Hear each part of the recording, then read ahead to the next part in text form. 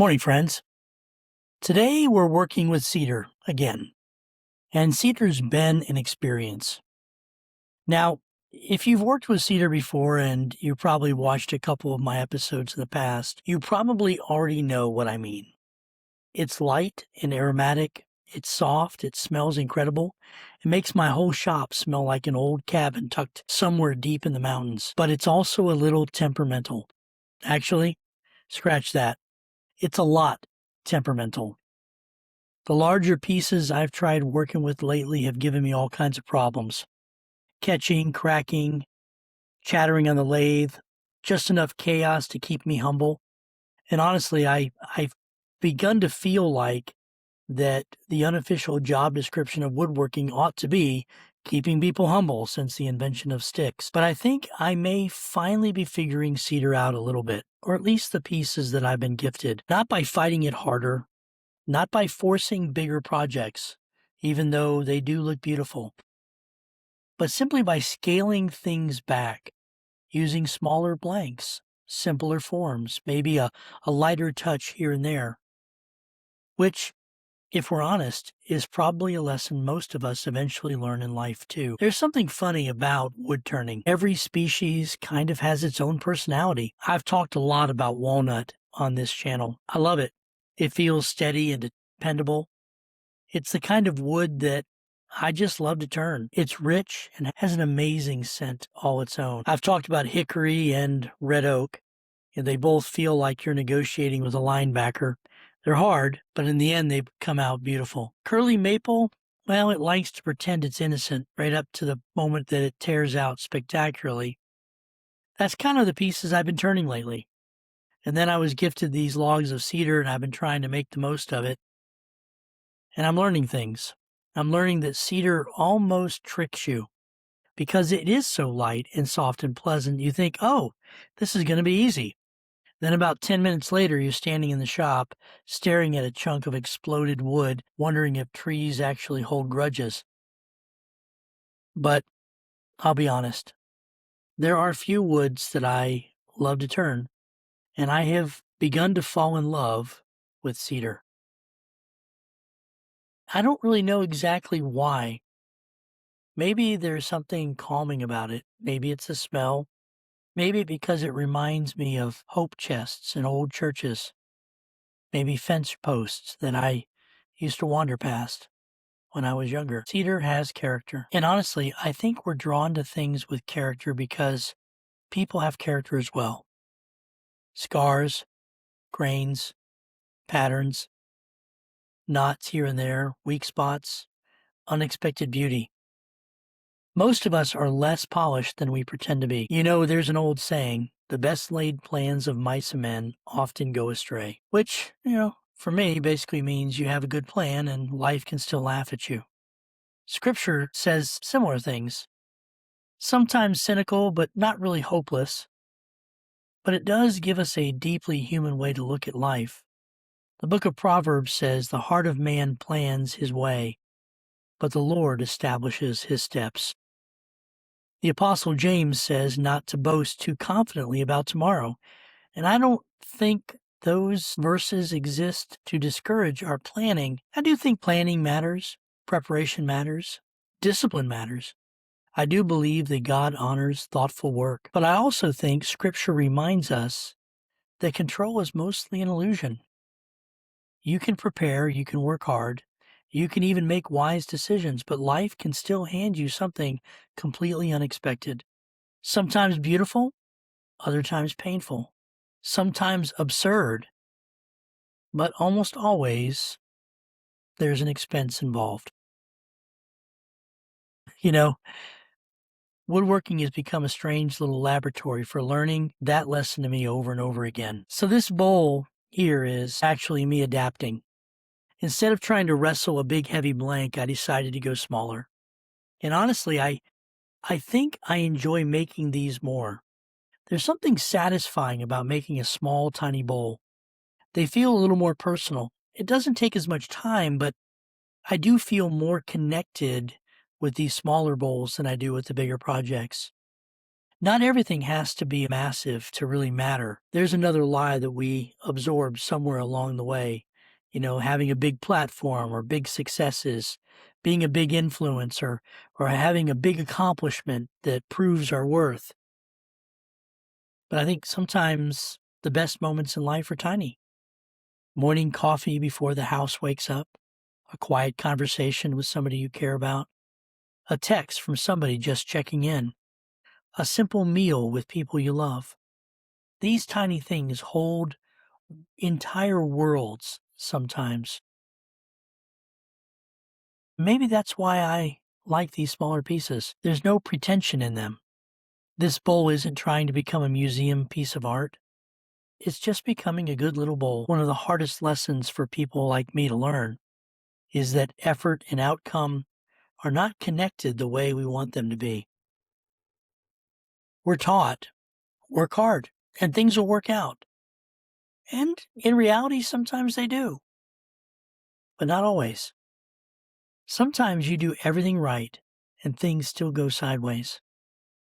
Relationships, ministry, parenting, projects, dreams. Sometimes life slips a little. And I think that's where humility starts growing. Not humiliation, but humility. Humility says, I will give my best effort while accepting that I am not sovereign over the outcomes. And that's a hard sentence for modern people.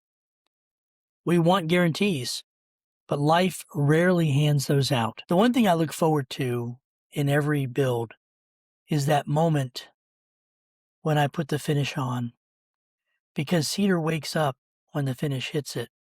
The grain deepens, the colors warm up, everything hidden suddenly comes forward. And there's probably a sermon or two here as well. But I promised myself with this episode, I wasn't going to get too heavy. But it's true. Pressure shapes us. Time shapes us. And sometimes the finishing touches reveal things that were already there all along. Also, I kind of wish such a thing as smell-o-vision existed. Because I'll tell you, at this moment, my little shop outside with the wind the way it is, it smells fantastic at this moment. I just love the way Cedar works. What I've learned as I've gotten older is life is deeply meaningful and deeply ridiculous at the same time.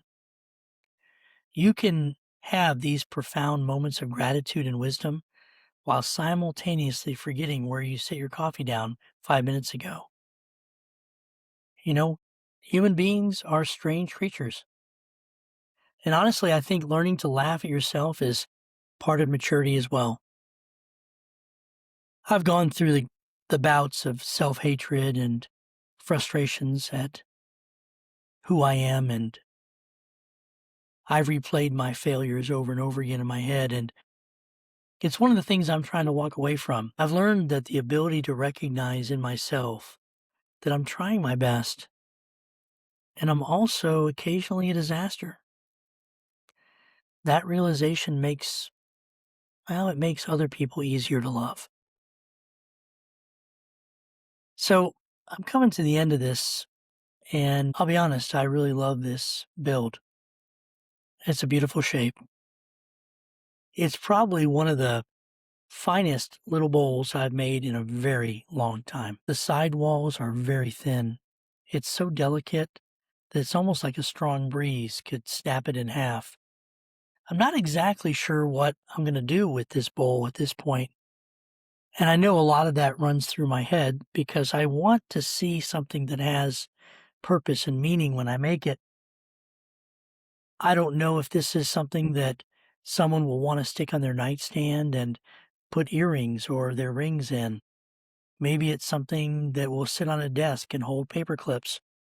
Maybe it's something that will have some decorative rocks and just sit on a mantelpiece. I don't know what I was exactly aiming for.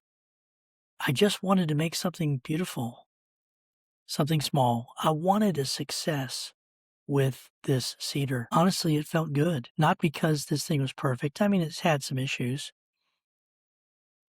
And not really because something finally just clicked in me. I've been trying to crack this cedar code for a while. And I keep trying to do big pieces. I don't know why, but there's something about a beautiful large bowl or vase of cedar that's just magnificent. I had dreams in my mind of running wires through a large piece and maybe turning it into a beautiful lamp that you would set on a table. But every one of those pieces that I've tried have just fallen apart. And I've done some crazy things to see it, try to make them not. I've soaked them in epoxy. I've injected glue. I've looked for the right angle. I've watched videos. I've read blogs. I've tried to figure out the best way to do this wood. And sometimes they just don't always turn out. But I really wanted a win here. So I eventually stopped fighting the wood. I started working with it instead of fighting against it. And then real life reminded me of something. Apparently, Cedar remains committed to keeping me humble, because not long after I finished this little bowl, after I had turned the camera off and I was about ready to stick it on the shelf, ready for another coat of oil a little bit later from now, it slipped out of my hands and cracked clean in half on the floor. You know what? At first, I just stood there staring at it. The anger and the frustration had not yet set in, but I just felt defeated in the funniest and most ridiculous possible way. 30 minutes of careful work, gone in half a second. And honestly, I think every human being knows what that feels like in one form or another. But here's the strangest thing. Even broken, that little piece is beautiful.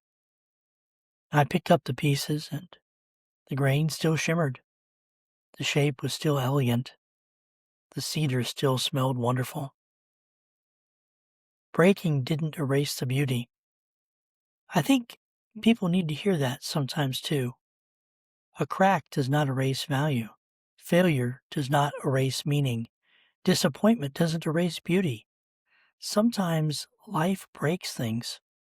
Our plans, expectations, dreams, schedules, and even little bowls. But that doesn't mean the effort is wasted. There's still value in making something beautiful. There's still value in the attempt. There's still value in the lessons.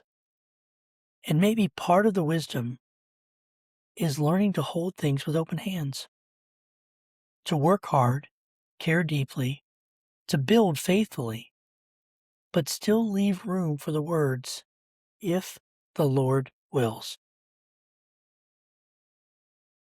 Not because we're passive, but because we finally understand we were never fully in control to begin with.